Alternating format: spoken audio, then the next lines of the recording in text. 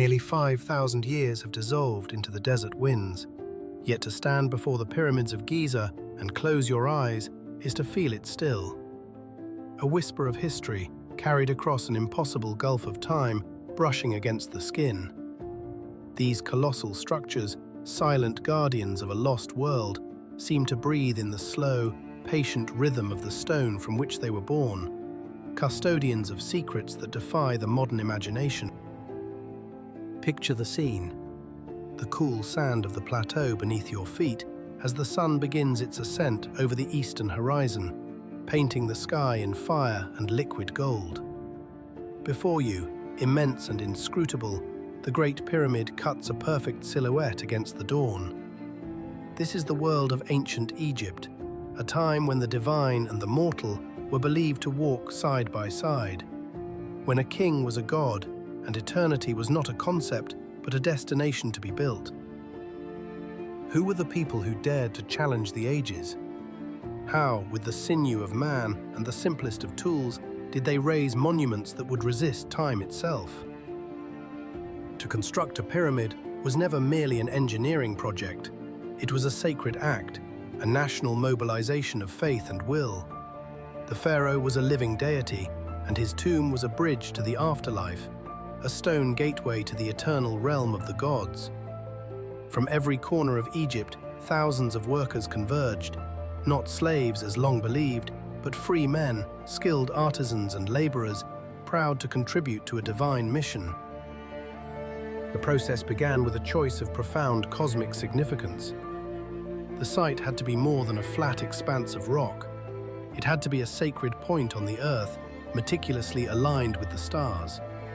Priests consulted celestial maps. Astronomers tracked the cycles of the constellations, ensuring the structure would face the cardinal points with unerring accuracy. It had to be near the lifeblood of the civilization, the river Nile, the great artery for transporting its stone heart. Once the ground was consecrated, the most invisible yet fundamental work began, leveling the foundation. To create a perfectly horizontal base, the Egyptians employed a tool of astonishing simplicity: water. A network of shallow trenches was carved into the bedrock, then flooded. The water's surface created an immaculate level, revealing every dip and rise in the stone. These imperfections were filled with gravel and sand until the entire platform, acres in size, was leveled with a precision that modern laser instruments confirm is almost perfect. Then came the stone. From the quarries at Tura, shimmering white limestone was hewn for the outer casing. From Aswan, hundreds of miles to the south, came the monolithic blocks of red granite destined for the inner chambers. Using copper chisels and pounders made of dolerite, a stone harder than granite, quarrymen painstakingly cut each block from the earth. The labor was slow, arduous, but impossibly precise. Every stone was marked, catalogued, and prepared for its extraordinary journey. Transporting these multi-ton blocks was a logistical masterpiece. Loaded onto immense wooden sledges, they were hauled by teams of men across the sand. To overcome the immense friction, the Egyptians discovered a principle of elegant genius. They poured water onto the sand directly in the path of the sledge. This seemingly trivial act compacted the grains, transforming the dragging, shifting desert into a hardened, slick surface, allowing the colossal stones to glide toward their final resting place. They were not just building a tomb, they were assembling a mountain, a man-made peak designed to anchor the soul of their king to the earth while launching his spirit toward the heavens. It stands as a monument not only to a pharaoh's power, but to the enduring human ambition to leave a mark upon the world that even time cannot erase. Across the burning sands, a simple act of genius halved the friction, transforming an impossible task into a matter of human resolve. By wetting the desert floor before the sledges, the immense force required to drag the colossal blocks was dramatically reduced. Recent reconstructions have confirmed what ancient wisdom knew.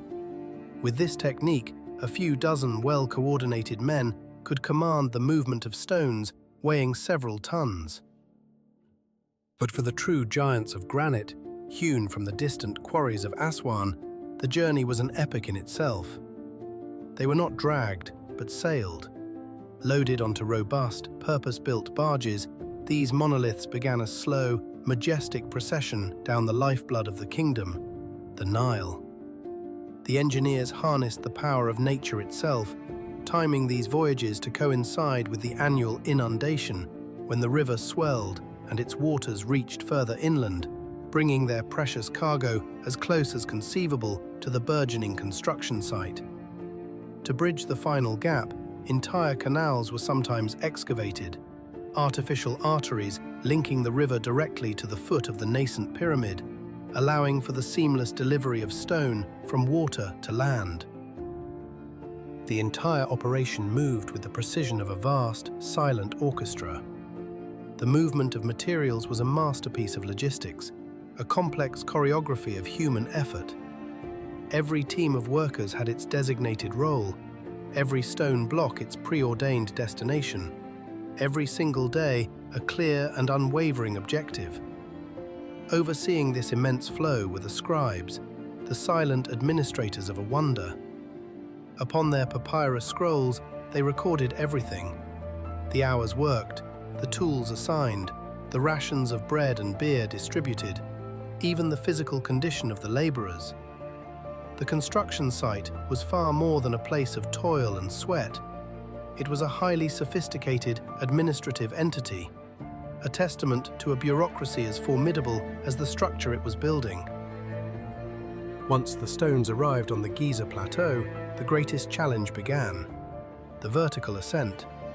How did they conquer gravity? The most enduring theories center on the use of ramps. Yet the exact nature of these ramps remains a subject of intense debate. Some archaeologists envision a single colossal straight ramp built frontally against one face of the pyramid, a structure that would have had to grow ever longer and steeper, eventually rivaling the pyramid itself in volume. Others propose a more elegant solution, a spiraling causeway that coiled around the monument as it grew, a serpent of earth and timber ascending towards the heavens. A more recent and compelling theory suggests a solution of breathtaking ingenuity, a system of internal ramps. This hypothesis posits that the builders constructed a hidden network of gently sloping corridors within the body of the pyramid itself. These ramps, now invisible from the outside, would have provided an efficient pathway to raise the blocks from within. It is a fascinating proposition, for it elegantly explains many of the architectural anomalies and voids detected by modern, non-inner-found glimpse into the sheer complexity of thought hidden behind every layer of stone. Each block, weighing more than a family car, was raised with agonizing slowness, inch by agonizing inch. Then it was settled into place with a precision that baffles modern engineers. The ancient Egyptians used no binding mortar in the core structure. Instead, the stones were dressed and shaped with such perfection, their surfaces so true that they fit together seamlessly. The joinery was so flawless that not even a thin blade could be forced between them. The work site was a living organism. Hundreds of teams moved in a disciplined rhythm. The quarrymen, the hauliers, the master stonemasons, the engineers, the overseers, and the scribes recording every detail for posterity. This was not the work of a single year, but of decades. Entire generations of families would dedicate their lives to the construction of a single pyramid, laboring under the profound belief that this sacred mountain of stone would guarantee the eternal peace and divinity of their sovereign. Finally, after years of relentless effort, the pyramid reached its final, breathtaking form. Every block was in place, the geometry was perfect. But the work was not yet complete. The final stage was one of transformation. Teams of specialist craftsmen began to encase the entire structure in pristine white Tura limestone. Polished to a mirror finish, this casing would have captured the fierce Egyptian sun, making the pyramid blaze with a divine light, a gleaming beacon visible for miles across the desert. It was the final, glorious touch, the symbol of divine perfection made manifest on earth. Only then, once the great machine of construction had fallen silent and the monument stood as a perfect object on the horizon, did the work turn inward. The exterior was a testament to the pharaoh's power in this world, but in the silent, waiting dark of its core, its true, eternal purpose was just beginning to be fulfilled. In the hallowed darkness of the burial chamber, a rite shrouded in secrecy unfolds. The sarcophagus, bearing the mortal vessel of a god-king, is lowered into its final resting place. Sacred ceremonies consecrate the space, whispers of priests echoing against the granite walls. Then the complex is sealed. The vast construction ramps, arteries of the pyramid's creation, are painstakingly dismantled or absorbed into the monument itself, their purpose fulfilled. The stone is made whole, a seamless mountain against the sky. Now, and only now, can the pharaoh's soul, his eternal Ka, begin its perilous ascent to the stars. These are not mere tombs, they are cosmic engines, engineered for eternity. Their orientation was a matter of divine science, aligned with an almost unbelievable precision to the solstices and equinoxes.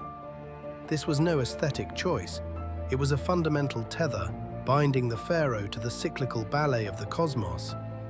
By mirroring the heavens, the structure itself became a conduit, ensuring the royal soul a direct and unimpeded passage to the circumpolar stars, the imperishable ones, and to immortality itself. The Great Pyramid of Giza stands as the ultimate testament to this celestial obsession. It is aligned to true geographic north with an error of less than 1/15 of a degree, a feat of surveying that remains staggering even by modern standards. Such accuracy speaks not only of an extraordinary technical mastery, but of a profound spiritual imperative. For the ancient Egyptians, the cardinal points were not just directions, they were cosmic pillars, and to align with them was to align with the very structure of the universe. Yet, this external perfection is only half the story. To truly understand the pyramid's purpose, one must venture inside, into the claustrophobic corridors and labyrinthine passages that tell of another, more treacherous journey. The narrow ascending and descending shafts, the chambers sealed with colossal granite plugs, these were not designed for the living. They form a spiritual map, a guide through the Duat, the Egyptian underworld. The walls themselves were a sacred text, inscribed with hieroglyphic spells, magical formulae, and prayers from the Book of the Dead, an arsenal of divine knowledge to protect the pharaoh from the demons and trials that awaited him in the afterlife. For millennia, we believed we had charted these inner worlds, but the stone held its secrets close. In the year 2017, a team of international scientists aimed a stream of subatomic particles, cosmic rays known as muons, deep into the heart of Khufu's pyramid. The scan revealed something impossible: a vast, undiscovered void, a chamber as long as a passenger jet, suspended high above the Grand Gallery. No one has seen it. No one knows what it contains. It has lain there, untouched and silent, for more than 4,500 years. Speculation ignites the imagination. Is it a forgotten passage? A second true burial chamber, hidden from the relentless threat of tomb robbers? Or perhaps a sophisticated engineering feature, a stress-relieving chamber designed by an architect of genius to protect the delicate passages below? Each hypothesis only deepens the enigma. Every new discovery, rather than providing answers, seems to unlock a more profound level of mystery. Here, in the core of these man-made mountains, eternity was set in motion. Each pyramid was a portal, a resurrection machine designed to transform a mortal ruler into a divine being. The pharaoh would leave the world of the living, not in death, but in ascension, to merge with the cosmos and become one with the eternal, unchanging order of the universe. The silence that envelops these structures today is deceptive. It is a silence heavy with the echoes of ancient voices, of architects and priests, of fathers and sons, of 100,000 calloused hands that carved history into limestone and granite. Every colossal block tells a story of sacrifice and vision, of relentless toil fueled by an unwavering faith in a reality that transcends time. And as the sun bleeds across the desert horizon, bathing the stones in fire and gold, the shadows of the pyramids stretch, the truth becomes clear. It is not merely stone we are witnessing, but the fossilized echo of a belief so powerful it could command mountains to rise from the sand, a testament to humanity's eternal, audacious quest to defy the very concept of an end. From the desert sands, a whisper endures, the echo of an ancient dream carved into stone and time. They are the enduring proof that humanity, even at its dawn, knew how to gaze upwards, to challenge the impossible, and to etch an indelible signature upon the skin of the earth. To stand before these marvels is not to be a mere spectator. It is to become an heir to that vision, a participant in a story that continues to unfold.